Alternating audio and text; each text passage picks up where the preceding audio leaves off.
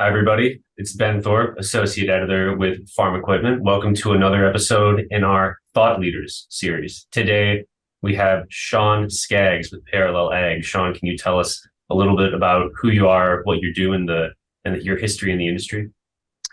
Sure. So, as Ben said, I'm Shawn Skaggs. I am one of the owners as well as the CEO and president of Parallel Ag. I've been in this industry for a little over 22 years. I started out just in walk-in sales at Livingston Machinery Company and wasn't very good at saying no to anything. And before I knew it, I was running a store, and then I was running several stores, and then was eventually the president and CEO of Livingston Machinery Company. And that's kind of how I got to where I am today. Yeah, and we've known each other for a bit. The last time I think we interviewed was in 2021 when you all when there was that private equity between you and Ag Solutions Group. But I'm getting ahead of myself. Let's start with the main topic at hand. Your merger. You are now Parallel Ag, where previously you were Livingston Machinery. Can you give kind of a bird's eye view of what's happening here and what's involved? Sure. So, Livingston Machinery Company was an ESOP company from 2009 up until 2021. And in 21, we actually sold the company from the ESOP to two private equity groups and myself, partnered to buy out Livingston Machinery Company. And in that process, at the same time, also one of those private equity groups, Summit Equity, also owned Ag Solutions Group, which was a group of Shortline dealerships throughout the Midwest. And they brought that basically to the table in the deal. So the thought all along was that eventually we would roll all of this together to become one big platform.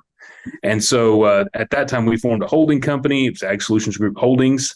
And that's what owned separately Ag Solutions Group, LLC, and Livingston Machinery Company, LLC. And we operated that way for a little over a year, actually, probably over a year and a half.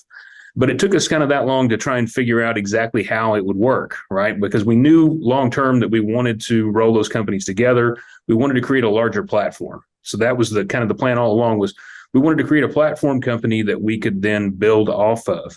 Whenever we looked at our competition, we're competing with a lot of different dealerships, but primarily we're competing against a lot of large Deere dealerships in our areas. And as we kind of looked at the Deere dealerships that are all around us, the average size of those was in the neighborhood of 27 stores. And so whenever we looked at that and we thought, we want to be able to compete for employees, we want to be able to compete to be able to offer the same kind of benefits and services to our customers that those dealerships can offer, and to do it in an efficient manner. I mean, we could offer a lot of those same benefits, but when you're able to spread the cost of that over, 27 stores, it's a whole lot easier when you're spreading that cost over 4 or 5 stores. And so we knew that long term, we wanted to roll that together to give us a little bit more scale and to kind of build that platform that we could continue to add locations to in the future. And so that was the plan all along, was to try and roll those two companies together. It took a little while to figure out exactly how it could work, where different things needed to be, how it needed to be structured. There's just a lot of planning that went into it. And a lot of planning in the rebrand as well, which I get a lot of questions about that, because both dealerships had some pretty well-established brand equity in their markets. And, we didn't want to certainly throw that away. But at the same time, there were a couple different things at play there. One is we didn't want one company to feel like it was being taken over by the other. If we just took on one brand name, then you kind of have that takeover feel. That wasn't what we were going for. We were trying to grow something together and build something together. And so we wanted to, have a new name for that reason. And then at the same time, we knew that in the future, we wanted to be able to go out and acquire other dealerships. And those brand names that we had before were also brand names that a lot of those dealerships that we'd love to acquire someday had been competing against for a really long time. And so why take on, why have the same name that they may have some hard feelings about and not want to put on the side of the building, especially whenever they have to take their family name off to put that name on the side of the building? Why not give it something new and something different? And we feel like Parallel Ag really gave us a chance to kind of build something new together, and then also created, that platform that it was easy for other people to buy into, to partner with, to be able to come on board and become a part of what we're doing. Yeah, great. I don't know if you and I talked about back when we talked about the ESOP and the private equity. I don't believe you had publicly stated that this was the plan yet, but looking back, it all makes sense when we talked about it back then. Okay. One detail I wanted to ask about back when Ag Solutions Group Holding Company, if I'm saying that right, back when that was formed, that gave the combined group 11 locations. Am I remembering that right? And you're up to 13 now, right? That's correct. Which I guess, breaking news, we were up to 13 and we actually sold one of those locations today. And so we signed papers on that today. So we'll actually be back to 12. We had one location that, even though it was a great location, didn't really fit what we wanted to do. We really want to be focused on commercial ag. And this was a location that was not focused on commercial ag. And so we found somebody who wanted to be in that business and sold that business to them. All right. Breaking news right there in the middle of a Thought Leaders episode. I like that. Okay. Very good. I wanted to, before we move on to more of the intricacies of the merger, I wanted to talk about, you mentioned avoiding a takeover perception from one of the businesses and the benefits of merging there. So then that's something that I think I've heard before from people during merge M&A activities, that you need to be mindful of how you merge your two employee cultures. How has that process gone, in that you're not exactly turning one to the other, you're creating a whole new one? How's that process gone, and what are some of your main takeaways from making all of this happen? And I'm assuming it's still ongoing. You're still learning as it's happening. Yes. Yeah, it's definitely still ongoing. That's something that, you don't build a culture overnight. You don't build it with a couple of meetings. You build a culture over years of people working together and having shared values and a shared vision for where they want to go. And so that's what we kind of started out with, is we knew we had to create that shared vision for where we wanted to go. We needed to have everybody on board with that vision, and we needed to create, some shared values that we would all commit to. And so, probably the best thing that we did, not probably, definitely the best thing that we did, was we actually hired an outside facilitator to come in and host a meeting for us. We'd done annual strategy sessions, annual planning meetings on the Livingston Machinery side for a couple of years, but this was the first time we brought in an outside facilitator to do it. So this last October, we decided to do our annual planning meeting together. And so we actually did it in St. Louis. We brought the leadership teams from all of the what we now call our Midwest stores, which were the Ag Solutions Group stores, and all of what we now call our Southern Plains stores, which would be the former Livingston Machinery stores. We brought those leadership teams together, all the store managers from all those different locations, plus our executive teams, got us all in one place. And we just walked through exactly what we wanted our mission, our vision, our core values to be. And it was the best thing we could have done. And it's something we honestly probably should have done earlier, because once we got everybody in the room together, people from the Southern Plains could see that those folks in the Midwest are just like me. They're just as committed to their customers. They're just as committed to their employees. They think about the business in the same way that I do. And same way, vice versa. The folks in the Midwest were able to see that the people in the Southern Plains were just like them. We just had a little bit more of a Southern accent than they did, but that was probably the only real difference. Other than that, we were all basically the same kind of people. And so that, spending some time together that way was great. And being able to talk about that mission and values together and come up with that together was, I think, really key, because we came up with something that we could all agree on, that we were all willing to go back to our locations and talk to our people about, and have meetings and explain to them, here's why we decided on these visions. Here's what the long-term mission is. Here's how we think we can get there. And really go home and sell it to everybody, because that's what it takes. I mean, everything ends up being sales at the end of the day. You've got to get people on board with where you want to go, or you're never going to get there. And so that was the most, probably the most critical thing that we did, was to get everybody in that same room and just spend 2 days talking about where we wanted to go, how we wanted to get there, and who we wanted to be at the end of the day. Mm-hmm. Mm-hmm. Okay. Something I wanted to ask is, I believe in the time that I've been in the industry, I had seen at least one of your acquisitions while you were Livingston Machinery, before you began your relationship with Ag Solutions Group. So I know that you are no stranger to mergers and acquisitions and this whole world. So I wanted to ask if you could kind of elaborate on things you've had to do differently now with this growth from, 5 with Livingston to now what we know now today is 12. How has your mentality as a leader in your dealership changed from when you were just Livingston to now emerging as Parallel Ag? It's changed for me personally. It's changed in several different ways. One is I've got a lot of things to learn because they're handling a lot of products in the Midwest that I've not spent a lot of time around.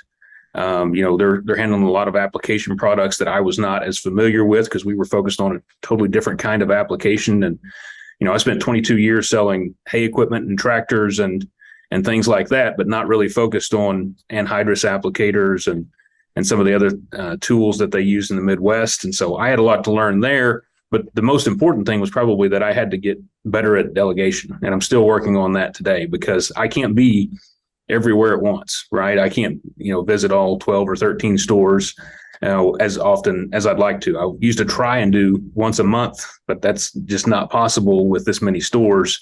I'd just be on the road nonstop. And so I've got to get better at delegation. We're really focused on professional development right now within our company and trying to help everybody to become, a better leader and also, better at managing their time, better at all those things, because that's what we have to do is we've got to become, better as leaders in order to handle a bigger load and also to develop our teams underneath us so that they can then take on more responsibility as well. That's been one of the biggest shifts for us. We were already focused on that, but not as focused as we are on it right now, because right now you can really see the importance of that. And then also, we're really focused on trying to grow that leadership team because there is so much to handle, so much to do. We've got so many. One of the things we were discussing today is we've got so much expertise on different areas between the two regions that we need to share between the regions, but just finding the time and the people to be able to go and share those is a new challenge that we've got to overcome. But we're excited about it. It's something that's going to really benefit all of our locations once we get that done. But, there's just so much execution that has to happen whenever you get to this kind of scale. Right. Okay. Well, I'm gonna shift a little bit here to focusing on maybe what was formerly Ag Solutions Group. The first time I ever heard of Ag Solutions Group was in the context of large, successful Apache sprayer dealers. And I believe the first person who described it to me described it as an applicator dealership, like that was their main focus. Now, and correct me if I'm wrong, is it true that that's what you would describe as its main focus? And how do you merge that business with Livingston Machinery, which I would not describe as mainly an applicator dealership? What's it goes into bringing two dealerships with potentially different focuses together as one company?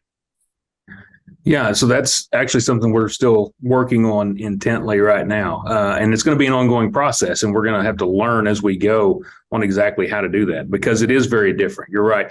Ag Solutions Group was very application focused, not at every store, but most of the stores were very application focused. And so obviously that's very different than what we were doing as a mainline AGCO dealer. And so, yeah, it's very, I guess it's odd. You don't see it very often where you have a large shortline dealer combined with a large mainline dealer. And so, it makes some challenges as far as branding and those kind of things go and making sure that we're advertising the right things in the right places. It's definitely, stretching our marketing team so that they're having to learn and do more than they've had to do in the past. And so, that's been a fun challenge for them. But the main thing that we're focused on is really getting the culture right and really getting our people to work together. We know that we're not going to always have the same brands at every location. We're not going to have the same products at every location. And that's not really a bad thing. That's a good thing in a lot of ways because it gives us diversification that we didn't have before. Not only diversification geographically between the Midwest and the Southern Plains states, which can be very different. This last year we had huge drought in Oklahoma, Texas, and West Kansas. But it wasn't nearly as bad in Iowa, Missouri, and Minnesota as what it was out this far west.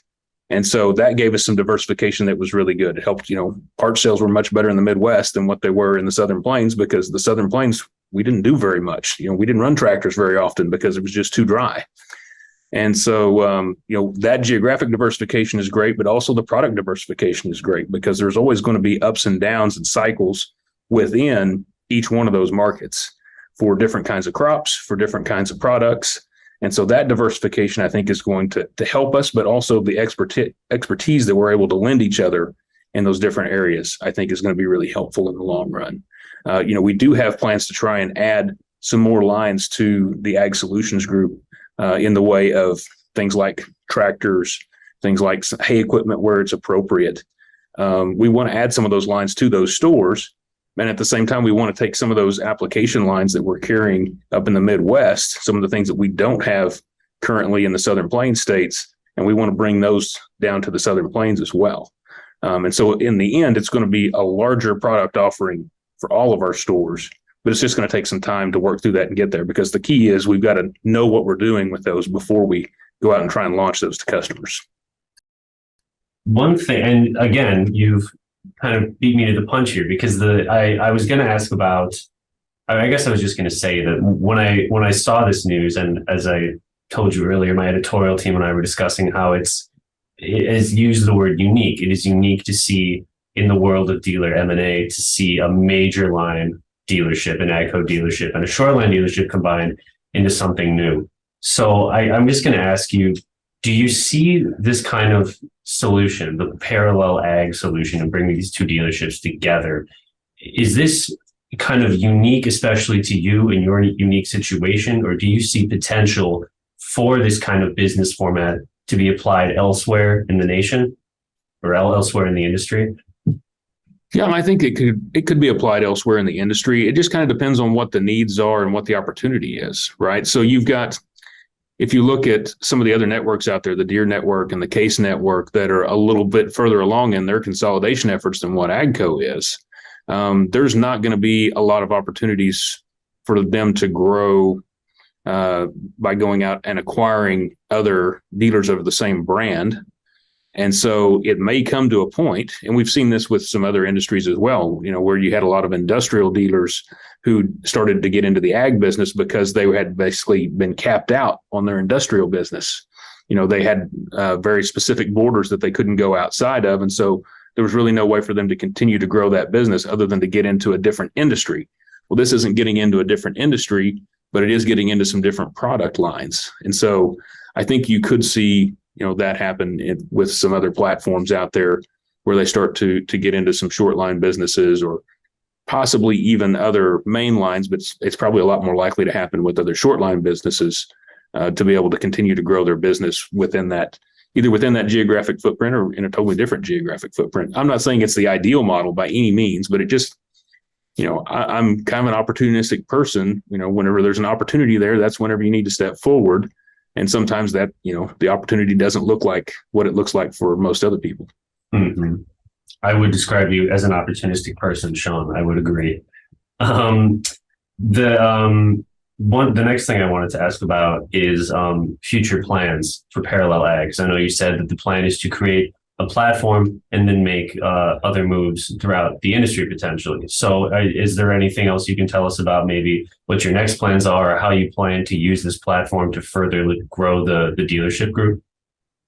Well, obviously we'd love to have more dealerships in and around the geographic areas where we already are.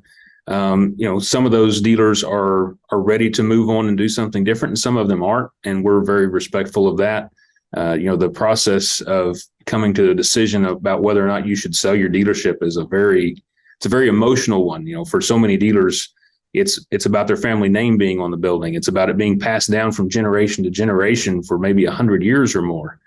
And so it's not something that anybody takes lightly, and it's not just a money decision for those owners. And so it's something that I think takes time. They'll have to get used to who Parallel Ag is. They'll have to be comfortable with the fact that we'll take great care of their employees and their customers before they're ready to make those decisions. But there are people every day who give us a call and say, "Hey, let's talk about this. Maybe this is something that we would look at." And so we have those conversations.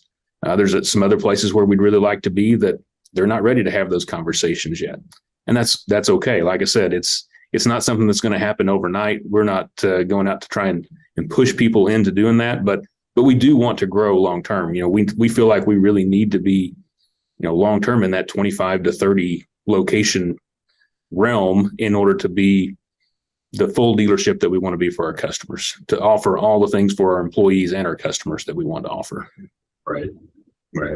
And even when we talked about the ESOP back in the day, you would talk then about long-term visions, about getting into it and getting out of it, and then the transition to private equity and all of that. So I'm not surprised to hear that you have another long-term plan to, you said 25 to 30 locations one day.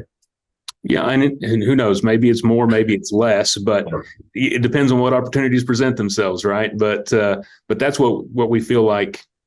We feel like that's probably kind of the right size for us to be able to get to the scale we need and be competitive in our markets. Sure. Okay. Well, we've covered some really good ground here. As you said, a very interesting case that I think a lot of people have their eyes on.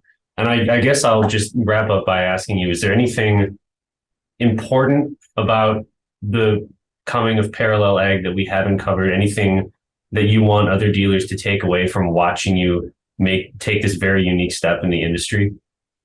I don't know if there's anything in particular. Just, the one thing I would say is, we as a company are very, very aware of the fact that sometimes whenever companies grow and get really large, the employees and customers both can feel like just a number and just a cog in a wheel. And we know that we can't let that happen. That's been kind of our X factor in the past, is the relationships that we have and the family feel around our dealerships. And we're going to work extra hard to make sure that it stays that way.